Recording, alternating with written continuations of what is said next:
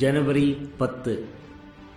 இன்றைய புனிதர் புனித வில்லியம். மறைவு 1209. இளம் வயதிலேயே உலகின் வீண் மகிமை பெருமைகளை இவர் நிந்திக்க பழகினார். உலகத்தை துறந்து ஒரு சபையில் சேர்ந்து சந்நியாசியானார். சபையில் குருக்களுக்கும் துணை சகோதரர்களுக்கும் இடையில் பெரும் பிளவு ஏற்பட்டது. இவர் சபையை விட்டு விலகி வேறு சபையில் சேர்ந்தார்.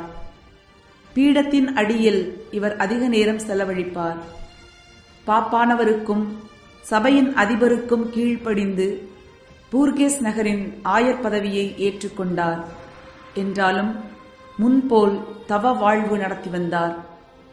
எப்பொழுதும் மயிர்ச்சட்டை தரித்திருந்தார். மாமிச உணவை அருந்த மாட்டார்.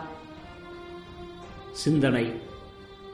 திருச்சபையின் அதிகாரிகள் திருப்பேழையில் இருக்கும் இயேசுவை இன்னும் அதிகமாக பயன்படுத்த இறைவனை மன்றாடுவோம். ஜெபம். திருப்பேழையில் இருக்கும் இயேசுவே, உம்மை மக்கள் நன்கு பயன்படுத்தும் வரம் தாரும். ஆமென்.